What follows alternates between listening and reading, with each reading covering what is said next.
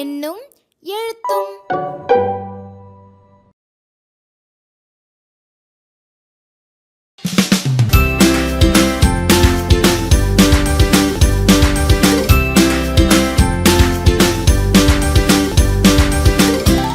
அலகு அமைப்பு முறை 3.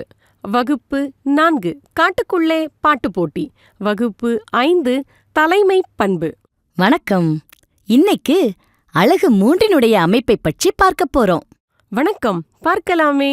பொதுவான அலகு அமைப்பு பற்றி நமக்கு தெரியும். இருந்தாலும் ஒவ்வொரு முறையும் நாம் இதை பார்க்கும்போது நம் வகுப்பறையை இன்னும் சிறப்பாக தயார் செய்ய பெரிதும் உதவும் இல்லையா?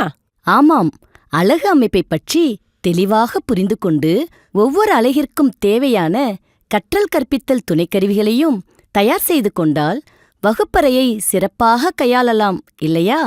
ஆமாம். கற்றல் கற்பித்தல் துணைக்கருவிகள் இருந்தா சிறப்பா இருக்கும். நீங்க தலைப்புகளை வரிசைப்படுத்துறீங்களா? ஓ, பண்ணலாமே. விளையாடலாம் வாங்க. தமிழோடு விளையாடு, திறவுகோல், கேட்போம் பகிர்வோம், வானம் வசப்படும், புத்தகத்தில் தேடுவோம், வாங்க படிக்கலாம், வானவில் நேரம், விரும்பிச் செய்வோம், இது நம் நேரம், உரைகள்.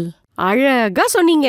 பொதுவாக நம் வகுப்பறையை ஏதாவது ஒரு செயல்பாட்டை கொடுத்து ஆர்வமூட்டுவோம் இல்லையா?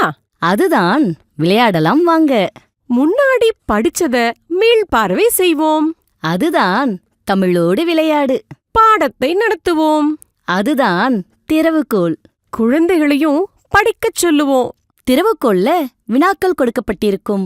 அது புத்தகத்தில் தேடி பாடப்பகுதிகளை குழந்தைகளாகவே படித்து புரிந்து கொண்டு கொடுக்கப்பட்ட வினாக்களுக்கு விடைகளை கண்டறியும் வகையில் கொடுக்கப்பட்டிருக்கும். புத்தகத்தில் தேடுவோம் பகுதியிலும் புத்தகத்தில் தேடி எழுதுவோம் என்னும் பயிற்சி நூல் செயல்பாட்டையும் செய்யும்போது பாடத்தை படிக்கணும் தானே? சரிதான். இப்படி செய்யும்போது குழந்தைகள் பலமுறை படிக்க இது வழிவகை செய்யுது இல்லையா? ஆமாங்க. இந்த அலகுல காட்டுக்குள்ள பாட்டு போட்டி, தலைமை பண்பு பாடத்திற்கான பொம்மலாட்டம் கொடுக்கப்பட்டிருக்கு. ஆமாம். ஆர்வமா குழந்தைங்க மகிழ்ச்சியா பங்கு பெறுவாங்க. வேறு என்னவெல்லாம் கொடுக்கப்பட்டிருக்கு? இதோ விரிவா சொல்றேன் கேளுங்க. சொல்லுங்களேன். விரும்பிச் செய்வோம்.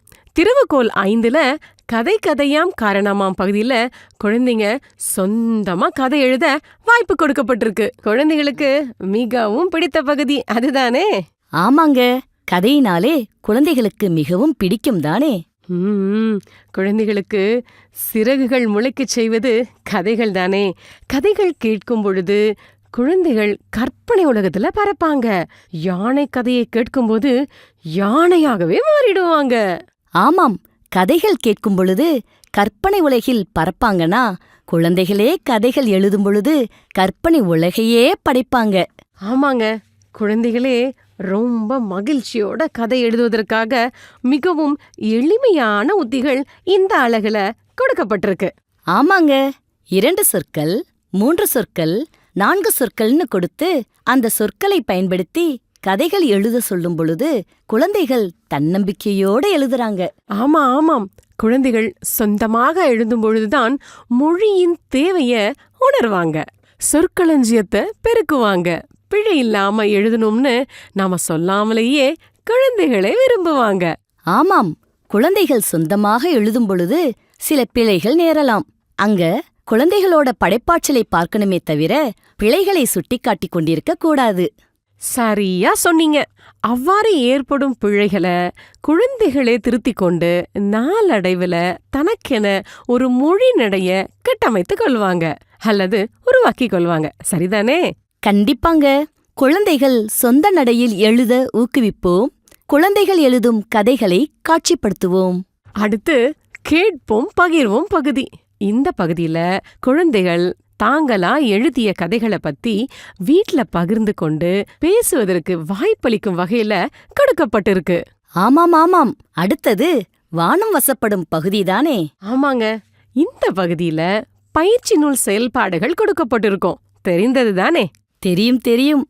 அடுத்தது இது நம் நேரம் பகுதி. இப்பகுதி ஆசிரியர்களும் குழந்தைகளும் தங்களின் வகுப்பறை தேவைக்கேற்ப திட்டமிட்டு பயன்படுத்திக் கொள்ளலாம். அடுத்தது உரைகள் பகுதி. ஆசிரியர்கள் வகுப்பறை செயல்பாடுகளை திறனாய்வு செய்து கொள்வதற்கான பகுதிதானே?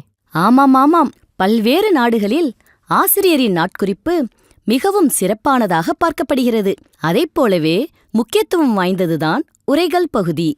கண்டிப்பாங்க. இதையெல்லாம் புரிஞ்சுகிட்டு நமது வகுப்பறைகளை வண்ணத்து பூச்சிகளின் வகுப்பறைகளா மாற்றுவோம். வாழ்த்துகள். நன்றி.